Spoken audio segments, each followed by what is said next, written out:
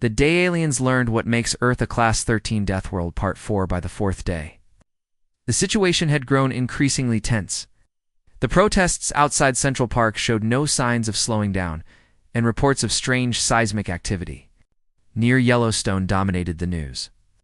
People were scared not just of the aliens, but of what their presence might mean for the planet's future. Jack Miller spent most of his time chasing leads, trying to piece together why the aliens seemed so interested in Earth's natural defenses. He couldn't shake the feeling that something bigger was at play. That morning, decided to revisit the park, hoping to catch another glimpse of the aliens' operations. Security had tightened since the previous day, with police officers patrolling. Every entrance and helicopters circling overhead. Jack managed to slip past by, blending in with a group of scientists, carrying equipment into the restricted area. Once inside, he positioned himself near the exhibits.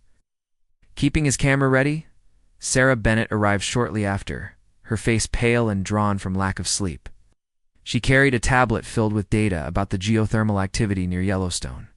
Her colleagues had been working nonstop to analyze the situation, and their findings were alarming.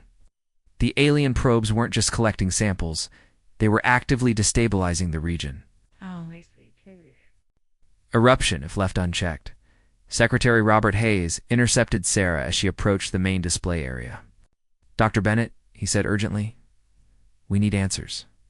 "What exactly is happening out there?" Sarah hesitated, glancing toward Cale and Lyra, who stood nearby observing the humans. "It's the probes," she explained quietly. "They're interfering with the geothermal system.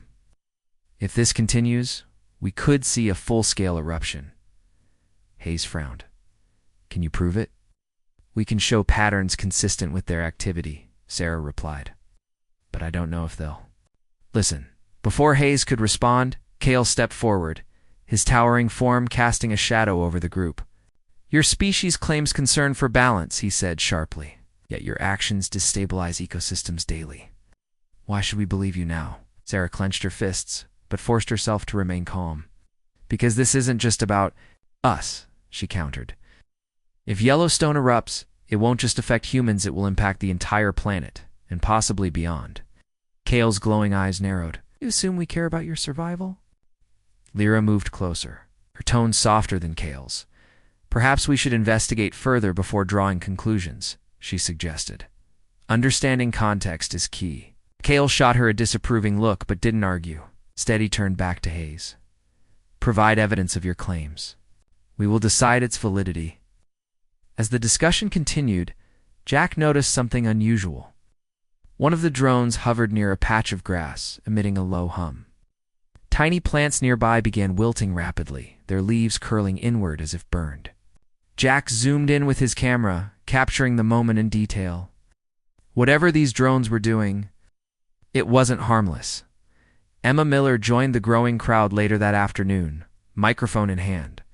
Her producer wanted updates on the protests and the unfolding crisis at Yellowstone. As she interviewed bystanders, many expressed frustration with both the aliens and their own government. "Why aren't they stopping this?" one woman demanded. "Angrily, we're the ones who have to live here," Emma nodded sympathetically. "Do you think the aliens are dangerous?" "Of course they are," the woman snapped. "Look at what's happening to Yellowstone. They're messing with things they don't understand." Emma felt a pang of unease.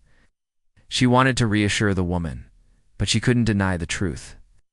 Something about the aliens' behavior felt off, as if they viewed Earth not as a home to protect, but as a puzzle to solve, or worse, a threat to neutralize. Back at the lab, Sarah worked tirelessly to compile evidence linking the probes to the seismic activity.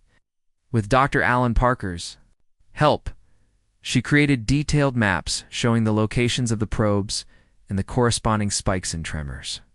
They also included satellite images of damaged vegetation and toxic gas emissions caused by the drone's activities. "We need to get this information to someone who can act on it," Alan said, handing Sarah a flash drive containing their findings. Sarah nodded. "I'll try to show it to Secretary Hayes. Maybe he can convince the aliens to stop."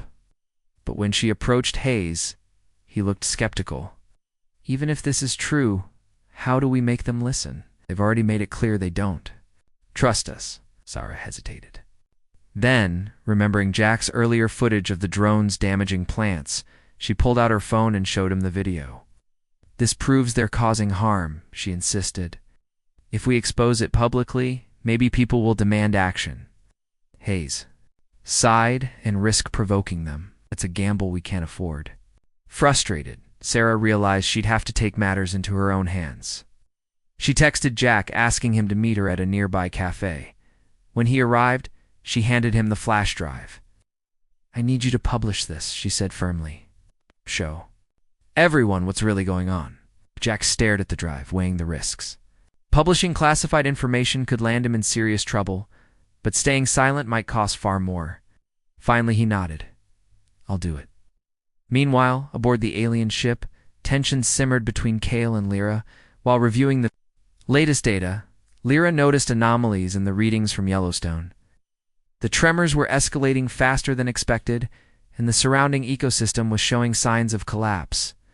She confronted Kale privately, her voice calm but firm.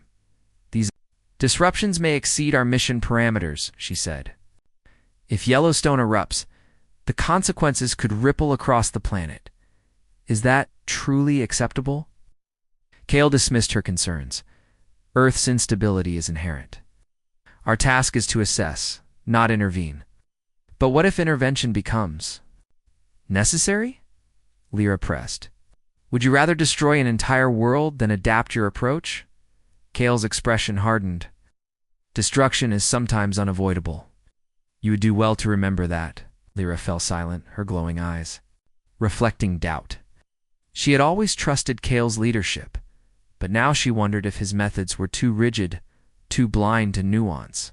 Earth was unlike any planet they had encountered before. Perhaps that required a different perspective. Later that evening, Jack uploaded the evidence to his blog, titling the post-alien probes triggering natural disasters. The truth they don't want you to know. Within minutes, the article went viral, sparking outrage across social media. Protesters gathered outside Central Park chanted louder, holding up signs that read, "Stop destroying our planet and aliens out." Emma covered the reaction live, her voice tinged with urgency. Public anger is reaching a boiling point, she reported. People are demanding accountability not just from the aliens, but from our leaders as well. Inside the park, Kale watched the chaos unfold with cold detachment. Fear and panic, he remarked to Lyra. Predictable responses from a primitive species. Lyra didn't respond. Instead, she gazed at the crowds, her thoughts conflicted. Humanity was flawed, yes, but also resilient. Could such contradictions coexist without leading to self-destruction? Or was Kale right to view them as a threat? As night fell, Sarah returned to her lab, exhausted but determined. She knew exposing the truth was only the first step. Convincing the aliens to change course would be far harder. Still, she refused to give up hope. Earth's survival depended on it. Across town, Jack sat in his apartment, staring at his laptop screen as comments poured in from readers. Some praised him for his bravery. Others accused him of spreading fear. He didn't care. All that mattered was getting the message out and maybe, just maybe, making a difference far above the city. The alien ship loomed silently, its lights casting long shadows over the restless streets below. Inside, Kale reviewed the latest developments, his resolve unshaken. Beside him, Lyra stood quietly, her mind racing with questions she dared not ask aloud. The stage was set for a confrontation, one that would test the limits of understanding, trust, and survival. And as dawn approached, neither humans nor aliens could predict what the coming days would bring. Asterisk, asterisk. The day aliens learned what makes Earth a Class 13 Deathworld. Part 1, asterisk. It was an ordinary morning in New York City. The sun rose over the skyline, casting golden light on the streets below. People hurried to work, cars honked, and the city buzzed with its usual energy. No one expected what was about to happen. Not even Jack Miller, a journalist who spent most of his days chasing stories that mattered, or at least ones he thought would get him noticed. Jack lived in a small apartment overlooking Central Park. He liked sitting on his balcony with a cup of coffee, watching the world wake up. That morning, however, something unusual caught his eye. A strange glow appeared in the sky, faint at first, but growing brighter by the second. It wasn't the sun or any airplane he'd ever seen. It was different. He grabbed his camera and zoomed in. At first, all he saw was a blur, but then it became clear. A massive object was descending into Earth's atmosphere. It looked like a ship, but not one made by humans. Its surface shimmered as if alive, reflecting colors no human technology could produce. The sheer size of it made Jack's heart race. Whatever this thing was, it wasn't here for sightseeing across town. Emma Miller, Jack's wife, stood in her office, staring out the window. She worked for a local news station, and when she saw the glowing shape in the distance, she immediately pulled out her phone. "Jack," she texted, "do you see that?" Before he could reply, her phone buzzed again. This time, it was her boss. "Get to the scene, ASAP." Emma sighed. Her day just got a lot busier. Meanwhile, Sarah Bennett was already knee-deep in chaos. As a biologist working at a research lab near the park, she had been called into an emergency meeting. NASA had sent out orders to prepare samples showcasing Earth's biodiversity. Why? Because whoever or whatever was arriving seemed interested in learning about the planet. Sarah didn't have time to think too much about it. She gathered vials of soil teeming with microbes, jars containing venomous spiders, and slides showing microscopic organisms under a lens. Each sample told a story of Earth's complexity, its beauty, and its danger. Sarah knew these things better than anyone else. But she couldn't shake the feeling that this wasn't just another scientific presentation. Something big was about to unfold. Back in Central Park, crowds began gathering around the edges of the Great Lawn. Police officers tried to keep people back, but curiosity outweighed caution. Jack pushed through the throng, snapping photos and recording videos. His reporter instincts kicked in. If this turned out to be aliens and, let's face it, what else could it be? He wanted to be the first to break the story. As the ship settled above the park, silence fell over the crowd. Then came the sound, a low hum that vibrated through the ground beneath their feet. Suddenly, two figures materialized in front of the ship. They weren't human. Their bodies were tall and slender, covered in what looked like armored plates. Their eyes glowed faintly, and their movements were fluid yet mechanical. One of them stepped forward, speaking in a voice that echoed unnaturally. "We are the Zetherian Vanguard," it said. "We come to assess your world." The words sent a ripple through the crowd. Some gasped, others cheered, and a few screamed. Jack lowered his camera for a moment, stunned. These beings weren't just visiting, they were judging Earth, assessing it. For what, exactly? He didn't know, but he intended to find out. Government officials quickly arrived, led by Secretary Robert Hayes. He approached the aliens cautiously, flanked by security personnel. "Welcome," Hayes said, his tone measured. "We are honored by your presence. May we assist you in any way?" The taller alien tilted its head slightly, as if studying Hayes. "You may provide information," it replied. "We require knowledge of your species, your environment, and your defenses." "Defenses?" Jack frowned. That didn't sound good. Why would they care about Earth's defenses unless they planned to attack? Or maybe they were testing humanity, seeing how dangerous Earth really was. Either way, Jack knew this wasn't going to end well. While the diplomats talked, Sarah watched the scene unfold on TV from her lab. Her hands trembled as she prepared the final samples. She couldn't help but wonder what the aliens would make of Earth's deadliest creatures. Would they see them as threats, or as proof of life's resilience? Emma joined the growing crowd outside the park, microphone in hand. Her producer wanted live updates, so she did her best to stay calm while reporting on the surreal events.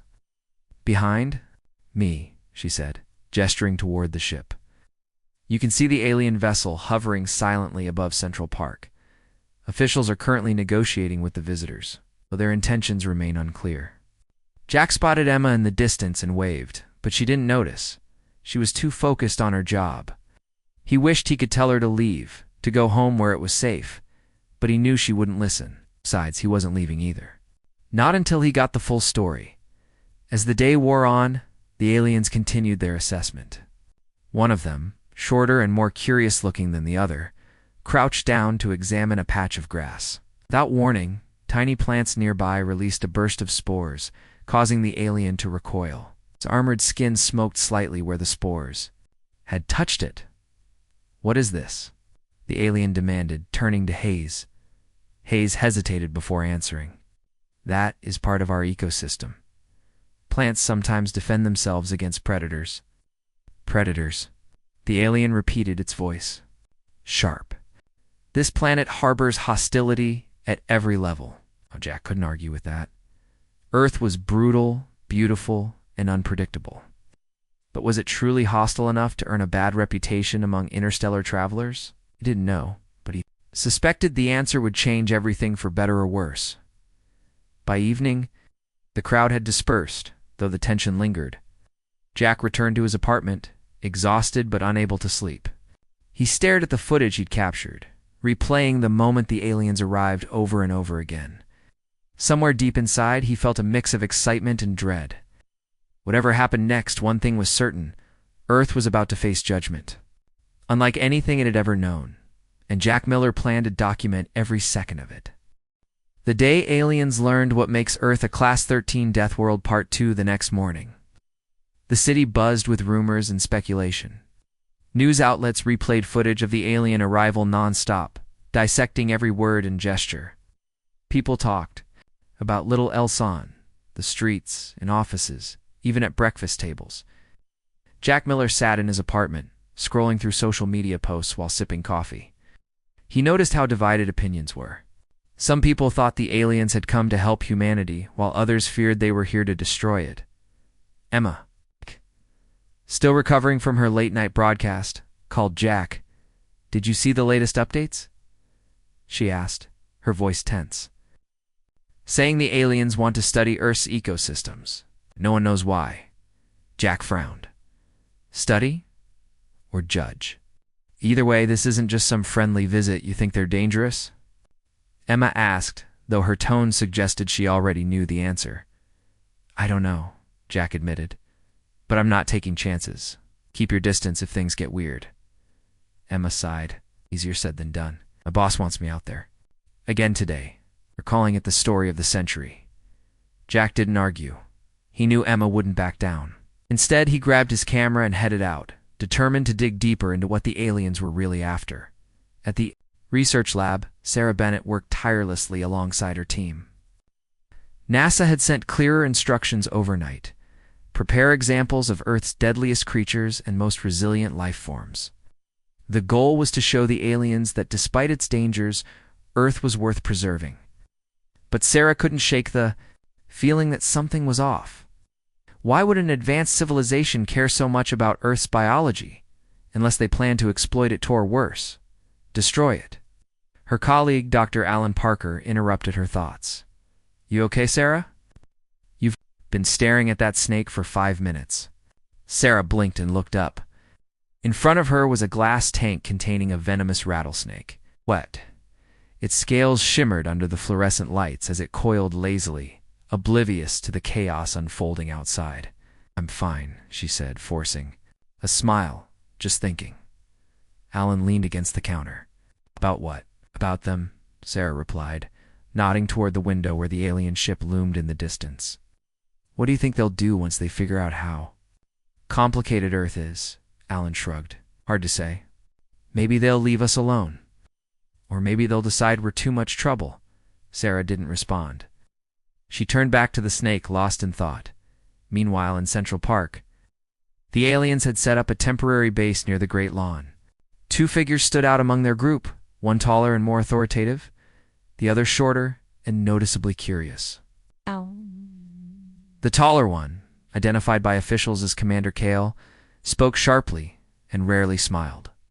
His companion Lyra seemed more approachable, often asking questions and observing her surroundings with keen interest. Secretary. Robert Hayes arrived with a delegation of scientists and diplomats.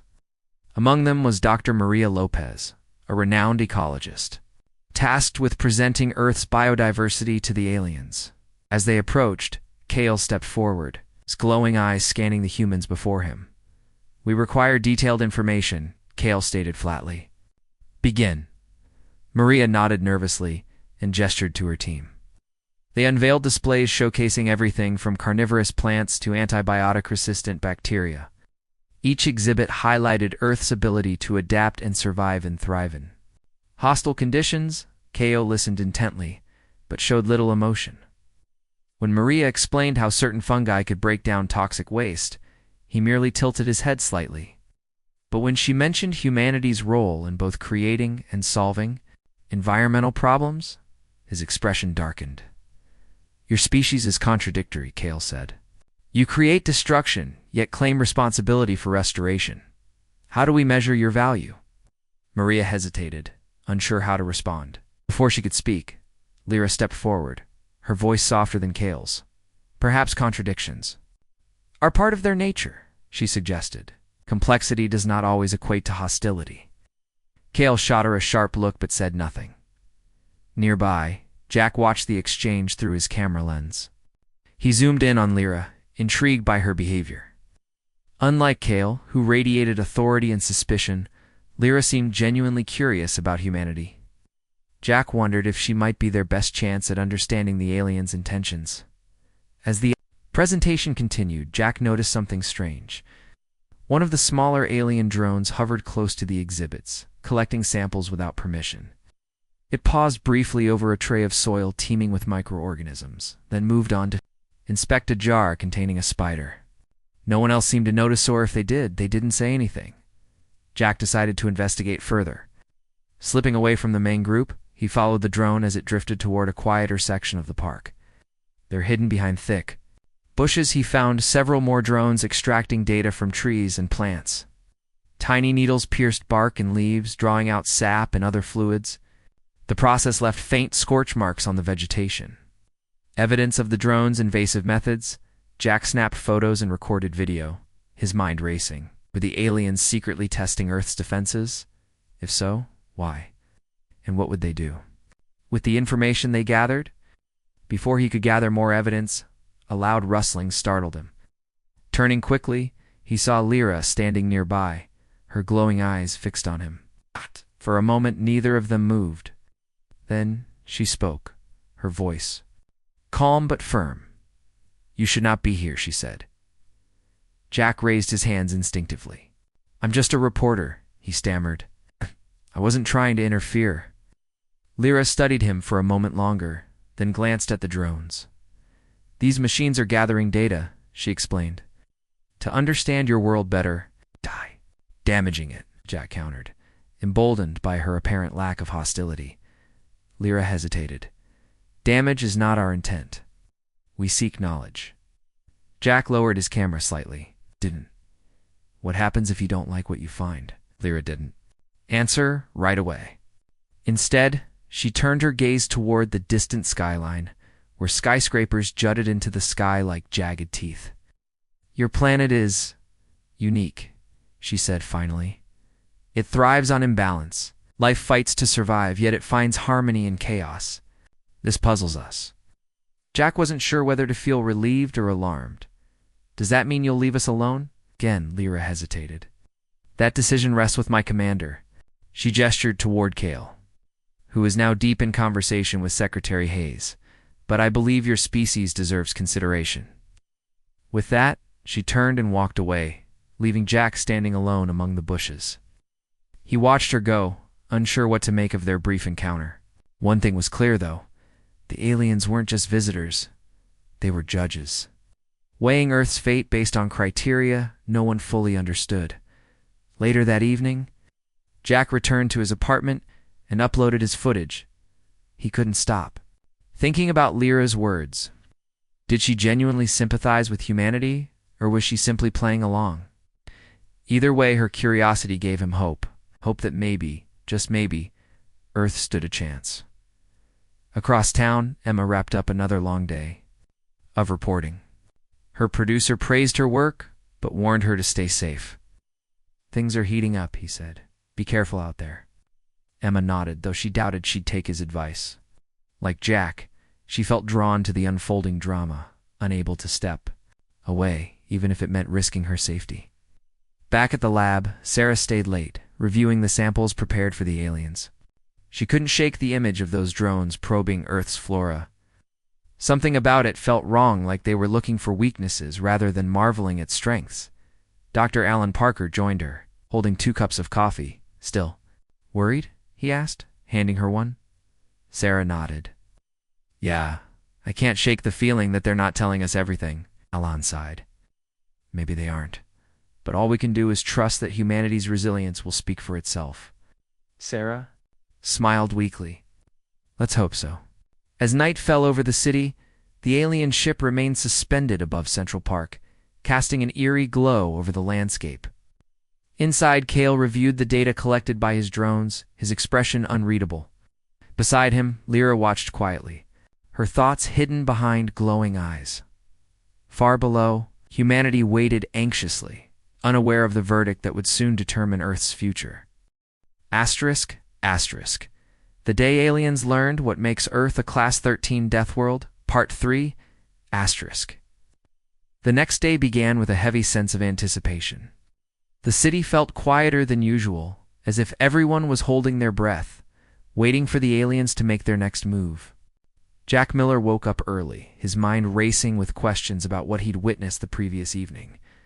He couldn't stop thinking about Lyra's words, her curiosity about Earth's balance of chaos and harmony.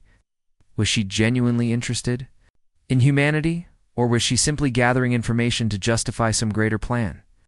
Either way, Jack knew he had to find out more. He grabbed his camera and headed back to Central Park, where the aliens had set up their temporary base. The area was now cordoned off by police barriers, but Jack managed to slip past security using a side entrance. From a distance, he observed the aliens interacting with human officials. Secretary Robert Hayes stood near Cale, gesturing animatedly while pointing at various displays. Nearby, Lyra wandered among the exhibits, her glowing eyes scanning each, one with quiet fascination. Meanwhile, Sarah Bennett arrived at the park with her team. They carried crates filled with carefully prepared samples. Venomous snakes coiled in secure containers, carnivorous plants oozing digestive fluids, and vials of antibiotic-resistant bacteria labeled with warnings. Each item represented a piece of Earth's intricate web of life, a web that could heal or harm, depending on how it was approached. Dr. Maria Lopez introduced the new wave of exhibits to Cale and Lyra. These are examples of Earth's resilience, she explained. Even in extreme conditions, life finds a way to adapt and survive. Cale examined a jar containing a small, translucent, jellyfish-like creature. It pulsed faintly, its delicate tendrils swaying in the water. This organism appears fragile, he said, his voice devoid of emotion. Yet you claim it is resilient. Maria nodded. It lives in the deepest parts of our oceans where sunlight cannot reach. It survives by consuming microscopic particles in complete darkness. Lyra stepped closer, tilting her head slightly. Fragility and strength often exist together, she remarked, much like your species. Her comment caught Maria off guard, but before she could respond, Cale interrupted. Enough. Show us something more substantial. Sarah stepped forward, clutching a sealed container housing a live tarantula. Its thick legs shifted restlessly against the glass, and tiny hairs bristled along its body. This spider's venom can paralyze prey within seconds, she explained. But it also plays a role in controlling insect populations, maintaining balance in ecosystems. Cale stared at the spider, unimpressed, a weapon disguised as utility, typical of your kind. Sarah clenched her jaw but kept her composure. Instead, she moved on to the next exhibit, a tray of soil teeming with microorganisms. These microbes decompose organic matter, recycling nutrients back into the environment, she said. Without them, life as we know it would collapse. Lyra leaned in, studying the soil intently. Such small beings hold such great power, she mused. Do humans understand this connection? Some do, Sarah replied. Others choose to ignore it. Cale turned away dismissively. Irrelevant. Proceed. The presentations continued. Jack noticed subtle changes in Lyra's demeanor, while Kale remained cold and calculating. Lyra seemed increasingly intrigued by the complexity of Earth's lifeforms. She lingered longer at certain exhibits, asking thoughtful questions and occasionally exchanging glances with Sarah. Jack wondered if she saw something in these demonstrations that her commander did not or refused to acknowledge. Emma Miller joined the crowd later that morning, microphone in hand. Her producer wanted updates on the aliens' reactions to the exhibits, but Emma struggled to focus. The tension in the air was palpable. She couldn't shake the feeling that something big was brewing beneath the surface. As she interviewed bystanders, many expressed fear and uncertainty. What if they decide we're too dangerous? One man asked nervously. Will they wipe us out? I don't think so, another woman replied. They seem curious, not hostile.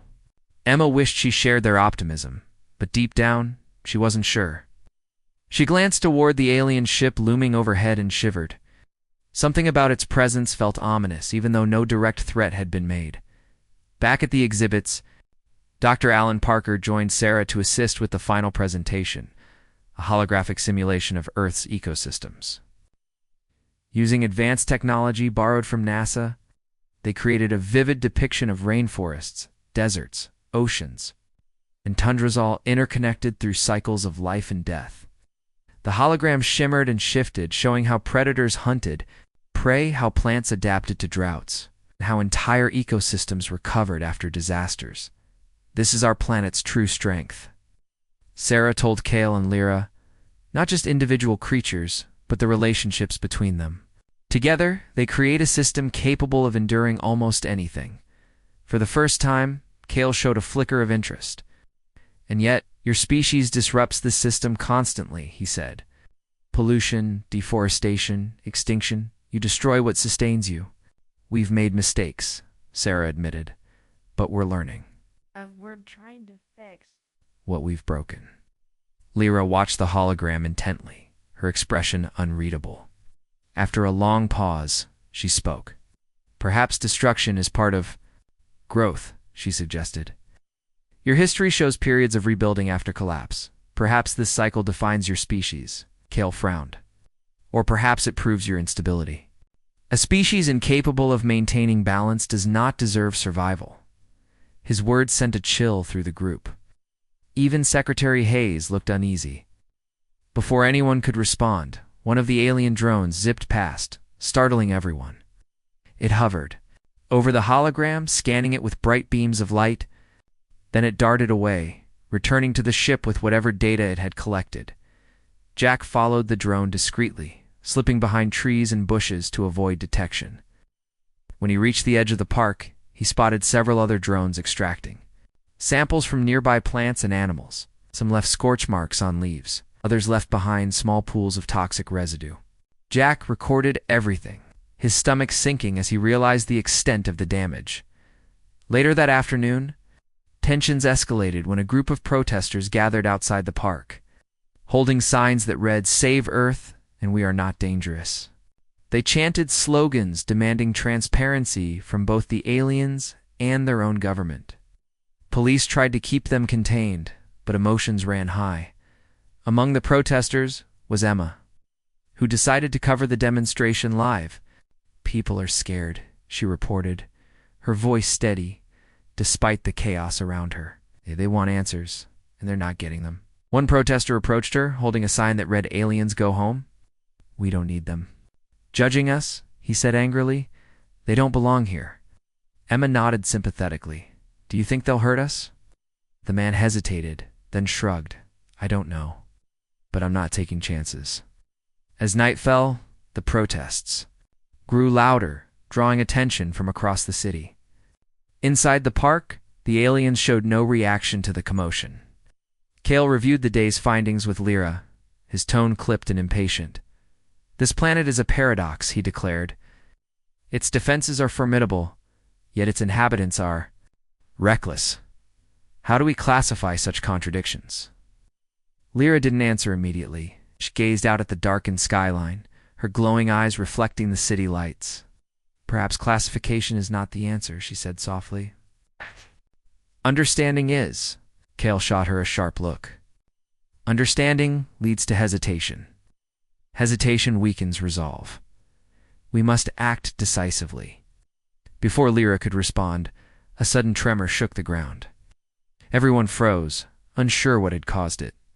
Moments later, reports came in of increased seismic activity near Yellowstone National Park. Scientists scrambled to investigate. Fearing the worst, Sarah received an urgent call from her lab. The aliens' probes might have triggered something, her colleague explained. Geothermal vents are releasing gases faster than usual. People are being evacuated. Sarah's heart sank. If the aliens' actions were causing natural disasters, the consequences could be catastrophic. She rushed to inform Secretary Hayes, who listened gravely before turning to Cale. Your activities may be destabilizing our planet, Hayes said, his voice firm. You must cease all testing immediately. Cale regarded him coolly. Our mission requires thorough analysis. Any disruptions are incidental. Incidental? Sarah thought bitterly. Tell that to the families fleeing their homes that night. Jack returned to his apartment, exhausted but unable to sleep. He stared at the footage he'd captured, the invasive drones, the damaged plants, the growing unrest among humans. Something wasn't right. The aliens weren't just studying Earth. They were probing its weaknesses, testing its limits. And if Cale got his way, Earth might not survive the verdict. Across town, Emma wrapped up another long day of reporting. Her producer praised her work but warned her to stay safe. Things are escalating, he said. Be careful. Emma nodded, though she doubted she'd take his advice. Like Jack, she felt drawn to the unfolding drama, unable to step away, even if it meant risking her safety in her lab. Sarah worked late into the night, reviewing data and preparing contingency plans. She couldn't shake the image of those geothermal vents spewing toxic gases. If the aliens' interference caused widespread, the day aliens learned what makes Earth a Class 13 Deathworld Part 5 the next morning, the tension in New York City reached a breaking point. News of the alien probes destabilizing Yellowstone spread like wildfire, and protests erupted across the globe. People took to the streets, demanding answers from both their governments and the extraterrestrial visitors. Jack Miller watched the chaos unfold from his apartment balcony, feeling a mix of pride and dread. His article had ignited a firestorm of public outrage, but he wondered if it was enough to change anything, or if it would only make things worse. Emma joined him later that day, her face pale with exhaustion. You've stirred up a hornet's nest, she said, handing him a cup of coffee. People are calling for action, but no one knows what to do. Jack shrugged. I just wanted the truth out there. If they're messing with Yellowstone, we deserve to know.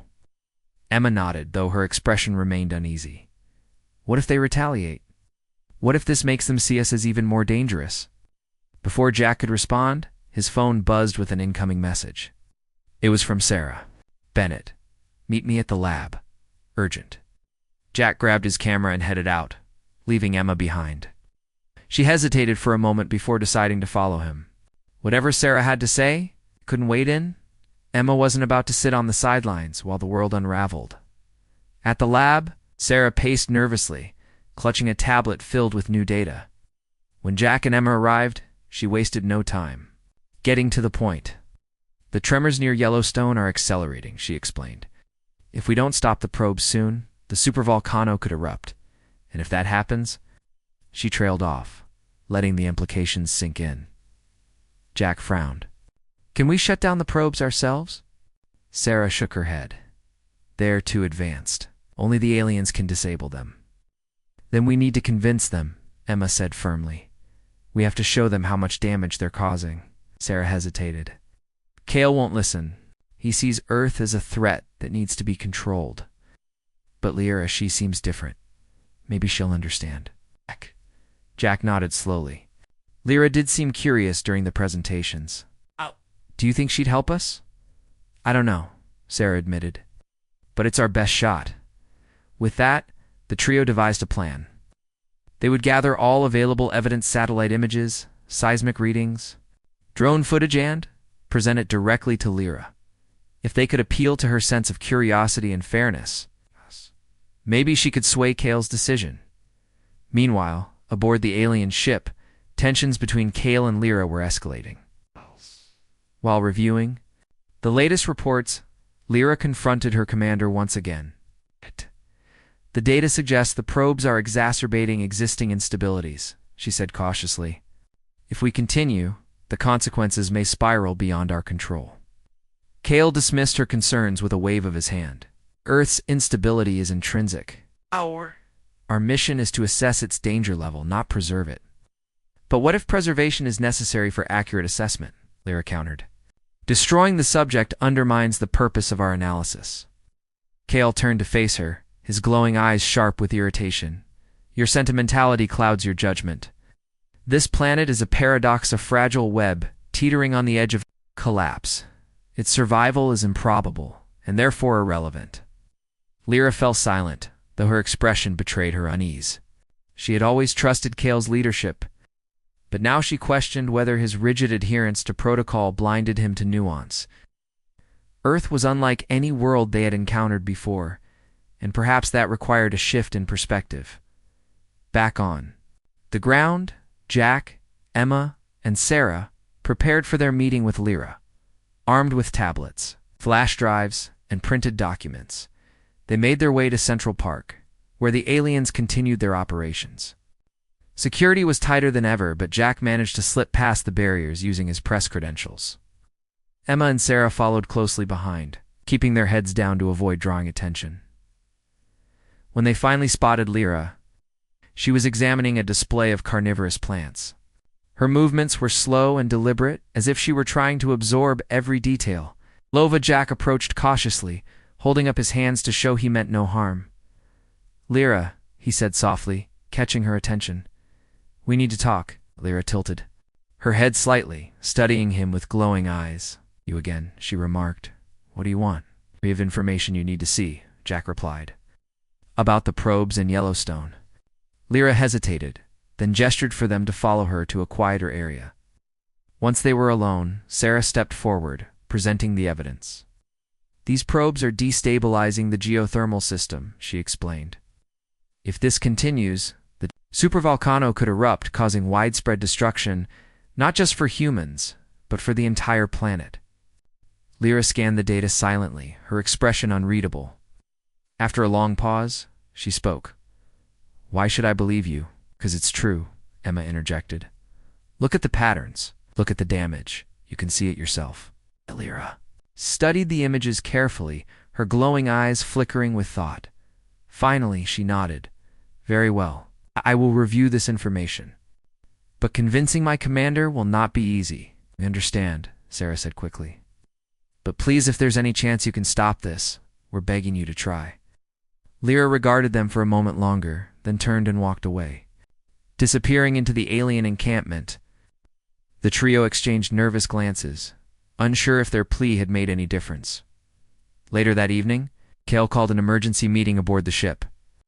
Lyra presented the evidence provided by Sarah and her team, emphasizing the potential for catastrophic consequences if the probes weren't deactivated.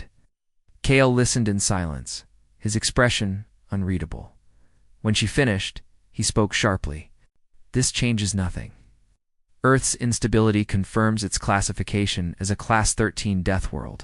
Our mission remains unchanged. But Commander Lyra argued, if we proceed without considering these factors, we risk triggering events that could escalate uncontrollably. Is that truly consistent with our objectives? Kale's eyes narrowed. Do you question my authority? No, Lyra replied calmly.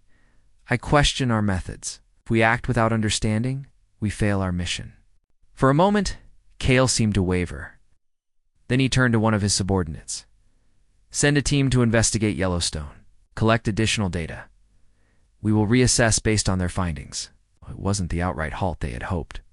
For Lyra knew it was progress.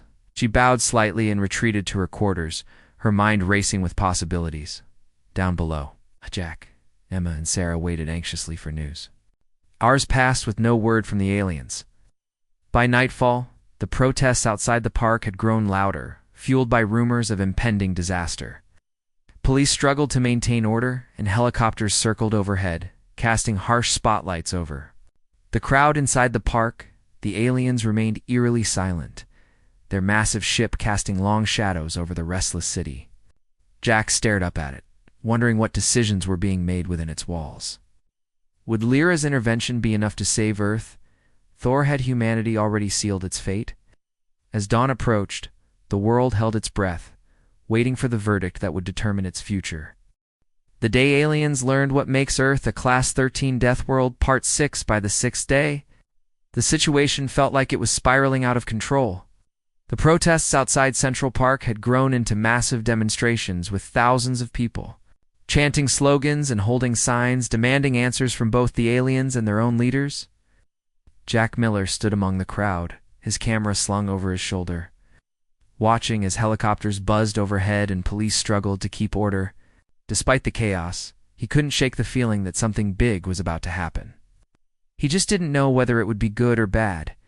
Emma stayed close to him, her microphone in hand, recording live updates for her station. Tensions are at an all-time high, she reported, her voice steady despite the noise around her.